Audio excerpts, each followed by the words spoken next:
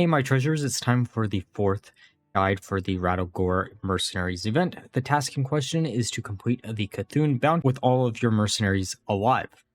This is going to be actually a harder task to complete for a lot of people. However, you can actually do this pretty easily as a new player by using Banegore, where we are going to be relying on Bane, Trigore, and Nizao to get up to the boss. And then once we get to the boss fight, we're going to swap out Nizao for Yu'lon so we can actually get to the fighter mercenary on the other side and kill it first. For Bane, we are going to be using the Totemic Mastery equipment and mainly using his first ability, though if you do need a heal to keep your mercenaries alive, you should really do that.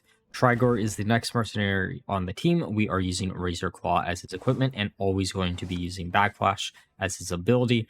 Though if you can get Survival of the Fittest and you know it can actually buff up your mercenaries to a point where they won't die when Cthulhu comes out, that will be very useful too. Nizao is the third mercenary on the team.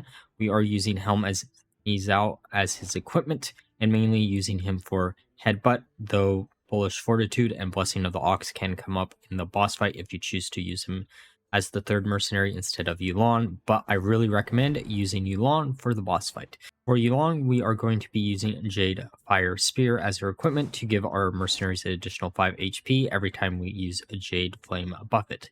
There are going to be a few edge cases during the boss fight where you're going to want to use Jade Gust just so you can limit the amount of ramping Cthulhu has so none of your mercenaries die when it comes out. With that all being said, let's look at how I did this. Alright, so we are going to be putting down Bane, Trigore, and then Yu'lon. We do have the Wind Fury equipment for treasure on Bane, which makes this a little bit easier. We're going to be using Trigore's second ability and Yu'lon's second ability while focusing down the fighter mercenary.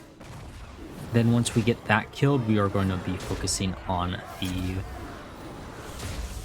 protector. We're also going to be maybe using Jade Gust just so we can guarantee lethal on the protector before they can actually get their ability off. But it really shouldn't matter too much because their Cthulhu shouldn't be scaling too high as of yet. Honestly, it's probably safer to even just focus down the caster second instead of keeping it up for last, but it really just depends on how you're feeling. We're going to heal up Bane, and then we are going to basically repeat the other two mercenaries' abilities. And then from here, it's just going to be rinse and repeat from the previous two turns until we get this dead and Cthulhu dead, which should be relatively quick here.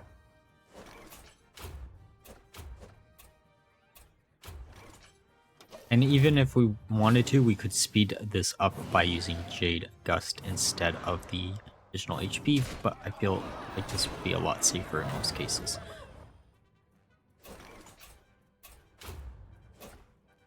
And before you finish off the last ad, you might want to heal up a little bit just to be a little bit safe, though that will give them a little bit of additional scaling on the Cthulhu. Because I'm pretty sure my Bane is going to get incredibly low here, though we should be able to finish this off quickly. Job's done.